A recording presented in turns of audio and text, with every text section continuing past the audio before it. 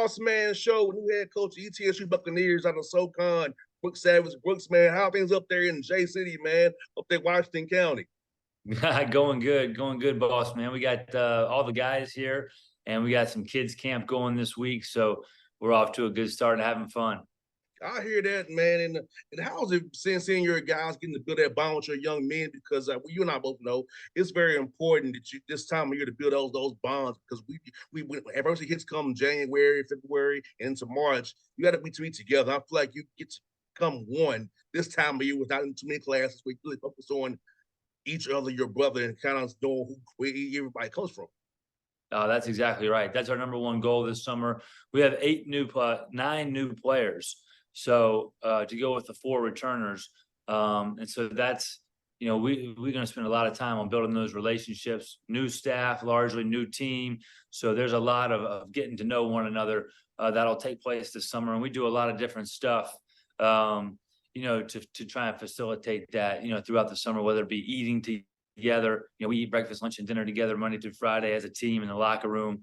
We'll do not only just the sweat equity type of things in the practice facility and in the weight room and the conditioning, but coming to my house or going to the movies or going out to eat or playing paintball, whatever it is that we might do as a team to try and spend time and try to fast track some of the relationship building. And we'll do some stuff on Sunday evenings too, Sunday seminar type of things where we'll kind of dig in and talk about some of the things that are important to us in our life, and just really try to get to know one another. Because like you said, when the dog days of January and February roll in and the adversity hits, you got to be able to count on one another. Yeah, I know for me, Brooks, when I was at Tennessee State playing, like for me, when I was in Atlanta, it wasn't the same because I was up there with my guys. So I know what it is from firsthand, like, going to Tennessee State, going up there from Atlanta, man, I need to be around my guys. When I'm home, right. I'm not locked in the way I need to be. I need to by myself. So I know I need to go up there in those June, July months, man, just really put work in because that's where I got better. That's where I got with all my guys as well.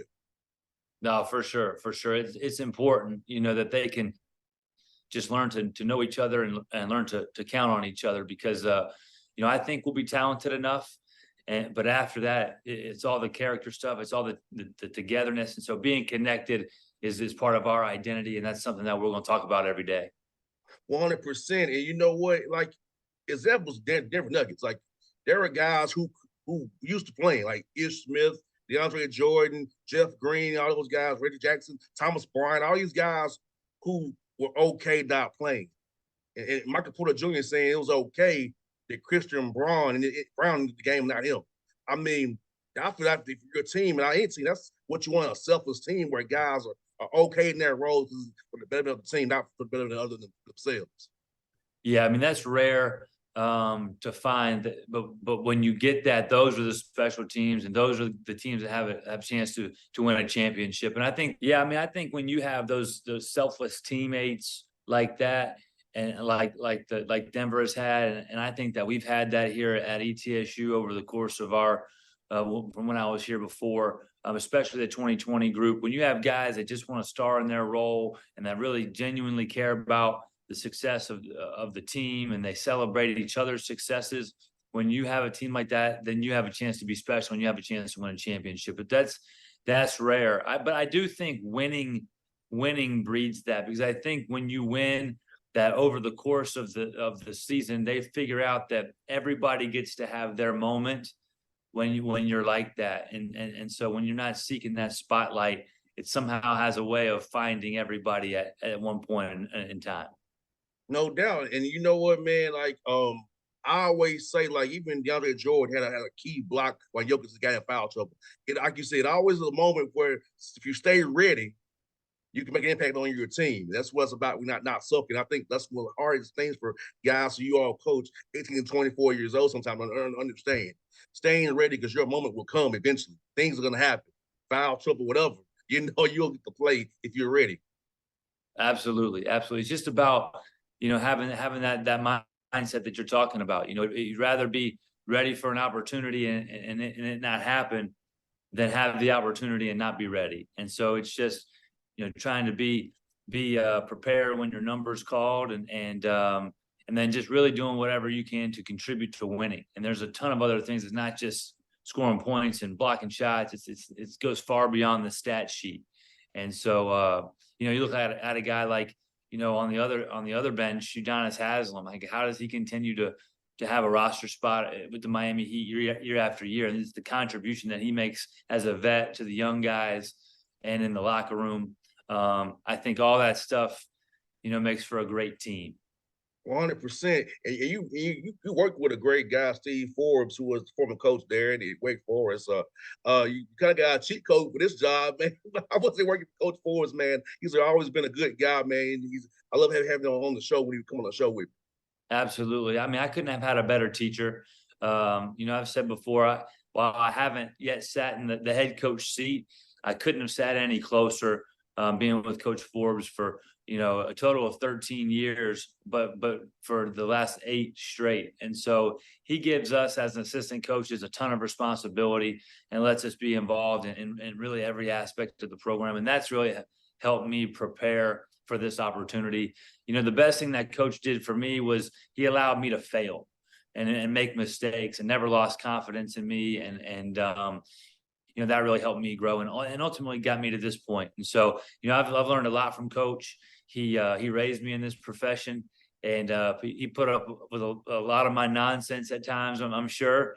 But he taught me a lot about how to deal with the players and how to recruit and how to love the players and how to coach them up and give them confidence. And the X's and O's stuff has changed from time to time over the years, and we'll see what this team can or can't do, and we'll try to play to the strengths of our roster. But the things that go into winning, the things that impact winning, and how to build that team chemistry, I think are some of the things I'll take away from Coach.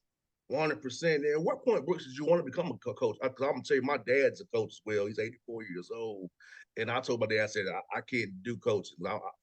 I'm too competitive. I will just curse a kid up and down. I can't do that. so I can't do that. So, but in the radio, I can be more myself. So, at what point did you want to get coaching and and what was your why to get into this business? Yeah, I think it's been really a lifelong dream from mine, probably when I was about 10 years old. For some reason, I just always admired coaches. I had some really good coaches as a young person.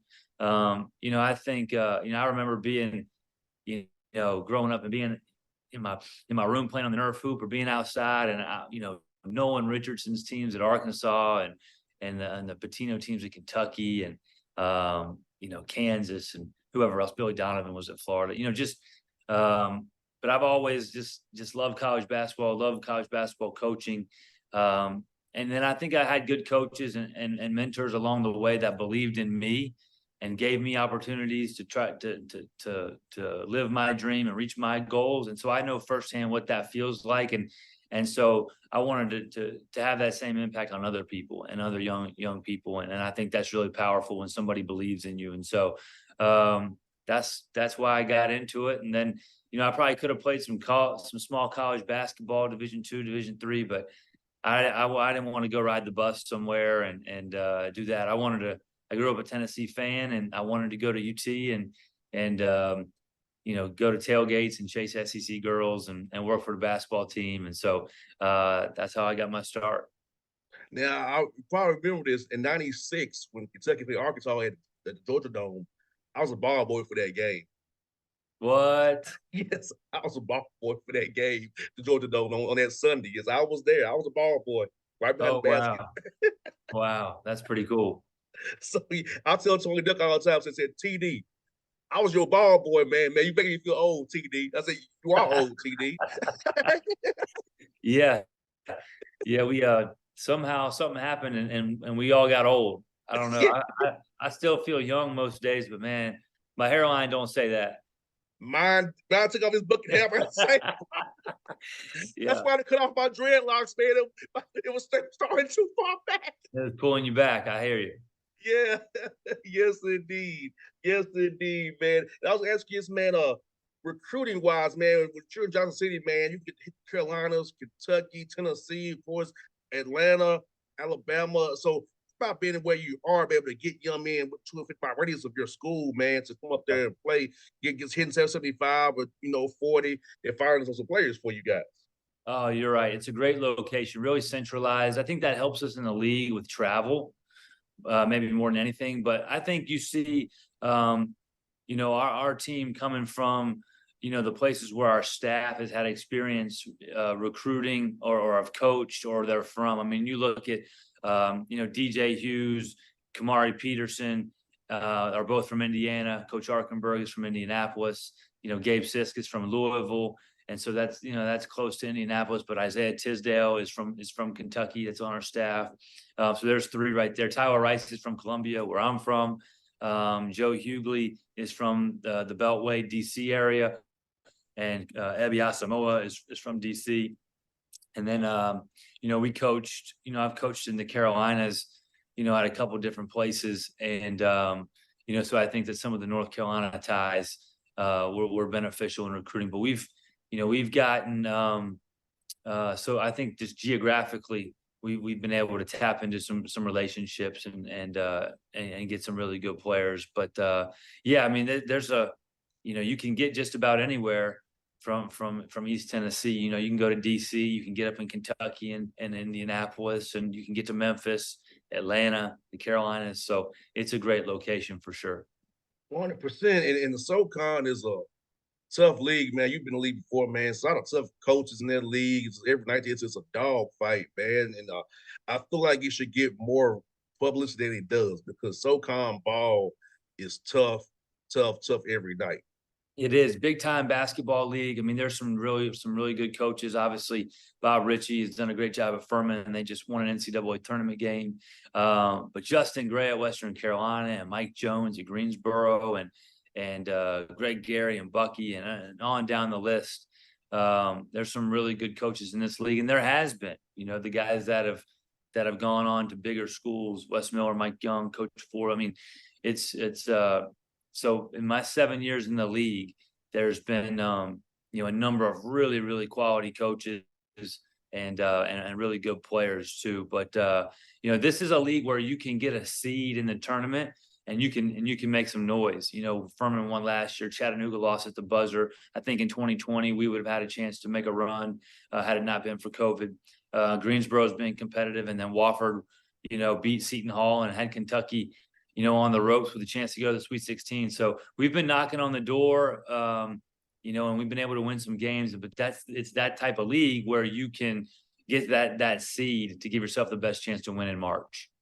And talk about scheduling games-wise, trying to get good home games for you guys, not be on the road so much. I mean, I know you have to play some bye games, but man, how's it been trying to get the schedule together? I know someone's probably already done for you, but how has it been? I know that's the second part of your job is hardest. It's scheduling. Yeah, scheduling is challenging. There's more lying and deception that goes on in scheduling than there is in recruiting.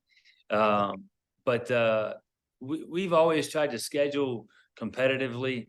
The last year we were here, we beat LSU. We went to Kansas and had a really good game. We played Winthrop, and they had a couple really good teams. And we've played some real quality non-conference opponents. Over the years here. When Keats was at UNC Wilmington, we did a home and home with them. So we will try and play the best, most competitive schedule we can, but it takes two to tango. But I think Johnson City, this is a tough place to schedule home games because people know the fan support and they know that the environment that they're potentially walking into, and this is not going to be a whole lot of fun for them. And so I think that gives people some pause. But our administration invests big time in basketball, so we'll put some of those resources into scheduling and try and get a favorable home schedule. Sounds good, Brooks. Well, good to have you on the show, man. It's fun to meet you, man, for the first time. And I'll definitely, before we get off the line, I'm gonna get your number so we stay in contact. If you come to Lake Point, I'll be at Lake Point all 4 days in July for the Under Armour events. Hopefully, I'll see you there, man. Will do. I'll be there, man. Great having me on, and a great being with you, I should say, and appreciate you having me on. And if you need anything from the Bucks, let us know. Sounds good. I will, man. I love you guys, but y'all been good to me up there. Coach Forbes on down, man. Thanks, boss, man. I appreciate you. All right. Okay. Have a good day.